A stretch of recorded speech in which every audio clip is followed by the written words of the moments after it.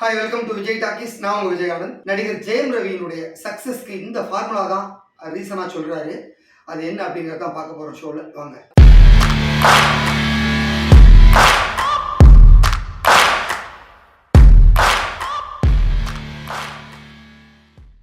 Editor மோகன் அவருடைய 2 பசங்க, அதுல பெரியவர் வந்து ராஜா, அவர் தான் ஜெயம் ராஜா இயக்குனராக இருக்காரு. 2வது பையன் ரவி, அவர் தான் ஜெயம் ரவி. ஜெயம் படத்தின் மூலமா தமிழ் சினிமாவுக்கு நடிகராக அறிமுகமானார். 2003ஆம் ஆண்டு ஜெயம் படம் ரிலீஸ் ஆச்சு. அதுலேருந்து இன்னைக்கு 2024 இருக்கும், கிட்டத்தட்ட 21 ஆண்டுகள் ஆச்சு ஜெயம் ரவி நடிகராக அறிமுகமாகி.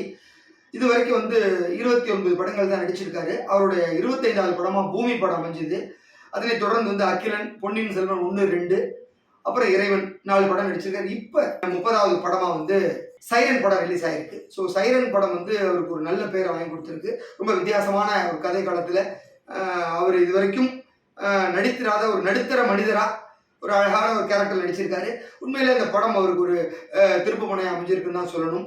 அதாவது எல்லாரும் வந்து 50 படத்துக்கிட்ட போயிட்டாங்க அவர் கூட அறிமுகமானவங்கலாம். ஆனால் ஏன் ஜெயம் ரவி மட்டும் இவ்வளோ கம்மியாக இருக்கார் அப்படின்னா, 21 வருஷம் ஆயிருக்கு இண்டஸ்ட்ரிக்கு வந்து. ஆனால் படங்கள் பார்த்தீங்கன்னா 29 படம் தான் நடிச்சு முடிச்சுக்க, 30 படம் தான் ஆயிருக்கு. இதுக்கு காரணம் வந்து அவர் தேர்வு செய்து நடிக்கிற படங்கள், அதாவது அதிகமாக படங்கள் நடிக்கணுங்கிறது அவரோட எண்ணமாக இல்லை, கம்மியாக நடித்தா நல்ல படங்களாக நடிக்கணும் அப்படிங்கிறது தான். அந்த லிஸ்ட் எடுத்து பார்த்தாலும் அவரோட தோல்வி படங்கள் அப்படின்னா விரல் எண்ணிடலாம். எல்லா படமே ஆவரேஜ் ஹிட்டு, சில படங்கள் சூப்பர் டூப்பர் ஹிட் அப்படி ஆயிருக்கு. ஸோ அதனால படங்களை கதைகளை பார்த்து பார்த்து நடிக்கிறதுனால தான் அவருக்கு அந்த சக்ஸஸ் ஃபார்முலா கூடவே இருக்கு அப்படிங்கிற ரொம்ப பெருமையாக சொல்லியிருக்காரு. இப்போ வந்து ஜெயம் ரவி வந்து ரொம்ப அடுத்தடுத்த படங்கள் கையில் வச்சிருக்கிறதுனால ரொம்ப குஷியில் இருக்காரு. இப்போ சைரனுக்கு அடுத்து இமீடியட்டாக வந்து அவர் நடிச்சிட்டு இருக்க படம் வந்து சீனி அப்படிங்கிற ஒரு ஃபேண்டசி படத்தில் நடிச்சிட்டு இருக்காரு. இந்த படம் வந்து வேகமாக உருவாகிட்டு இருக்கு. அதன் பிறகு வந்து பிரதர் அது இமீடியட்டாக ரிலீஸ் ஆக போகுது. அந்த படமும் ஒரு இது வரைக்கும் ஒரு நடிக்காத ஒரு கிரே ஷேட் உள்ள கேரக்டரில் நடித்த படம், அது ரெடியாக இருக்குது. அதனை தொடர்ந்து வந்து தனிவரும் 2 படத்தை வந்து அவர் அண்ணா டைரக்ஷனில், மோகன் ராஜா டைரக்ஷனில் ரெடியாக போகுது. அதில் நயன்தாரா ஹீரோ நடிக்க போகிறாங்க.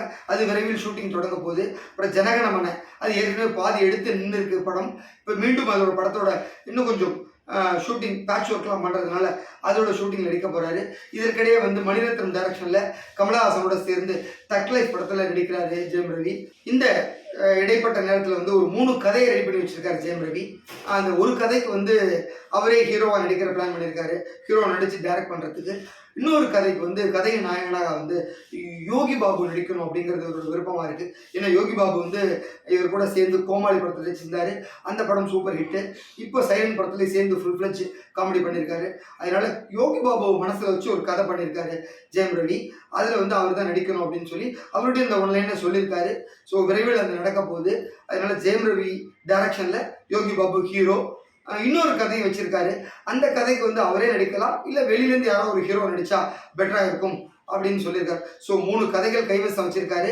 விரைவில் வந்து ஜெயம் ரவியை டைரக்டராக பார்க்கலாம்.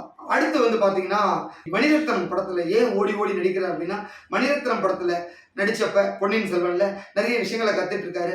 அதனால தான் தக் லைஃப்பில் அவர் கூப்பிட்ட உடனே கமிட் ஆகி நடிச்சிருக்காரு. இதற்காக அண்ணன்கிட்ட ஒரு எக்ஸ்கியூஸ் கேட்டு தனிவரும் 2 கொஞ்சம் போஸ்ட்போன் பண்ணி வச்சுட்டு நடிக்க போயிருக்காரு. என்ன மணிரத்னம் படத்தில் நடிக்கிறதுனால நிறைய கற்றுக்க முடியுது, டைரக்ஷனில் புரிஞ்சுக்க முடியுது அப்படின்னு சொல்லியிருக்காரு.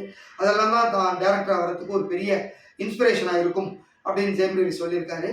அதனால ஜெயம் ரவி கெரியரில் இந்த படங்கள்லாம் ரொம்ப தி பெஸ்ட்டாக இருக்கும். அடுத்து அவரோட பையன் ஏற்கனவே வந்து டிக் டிக் படத்தில் நடிச்சிருந்தாரு. அதுக்கப்புறம் வந்து அவர் ஹீரோ ஆகணும் ரொம்ப விருப்பப்படுறாரு. விரைவில் ஜெயம் ரவியோட பையன் வந்து ஹீரோ ஆக போறாரு. அவரை வந்து நான் தான் லான்ச் பண்ணுவேன் அப்படின்னு சொல்லி ஏற்கனவே ஒரு குழந்தை நட்சத்திரமா அறிமுகப்படுத்தின சக்தி நான் தான் ஹீரோவா லான்ச் பண்ணுவேன் அப்படின்னு சொல்லியிருக்காராம். ஆனா வந்து ஜெயம் ரவி வந்து பையனை வந்து நான் அறிமுகப்படுத்தினா பெட்டரா இருக்கும் அப்படின்னு அவரு நினைக்கிறாரு. இல்லை வீட்டுக்கு மூத்தவன் நான் தான், அதனால வந்து நான் தான் என் தம்பி பையனை அறிமுகப்படுத்துவேன் அப்படின்னு சொல்லி மோகன் ராஜாவும் சொல்லியிருக்காராம். அதனால வந்து யார் அவர் பையனை அறிமுகப்படுத்த போறாங்கன்னு தெரியல. அதனால உண்மையிலே வந்து எடிட்டர் மோகன் குடும்பத்திலிருந்து அடுத்த வாரிசு பேரனும் ஹீரோவா லான்ச் பண்ண போறாரு.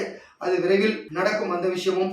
இதெல்லாம் தான் ஜெயம் ரவி பத்தின ஒரு சுவாரஸ்யமான விஷயங்கள். நாளை வேறு ஒரு சுவாரஸ்யமான தகவலோடு உங்களை சந்திக்கிறேன். அதுவரை வணக்கம் கூறி விடைபெறுவது உங்கள் விஜயானந்த், சைனிங் ஆஃப்.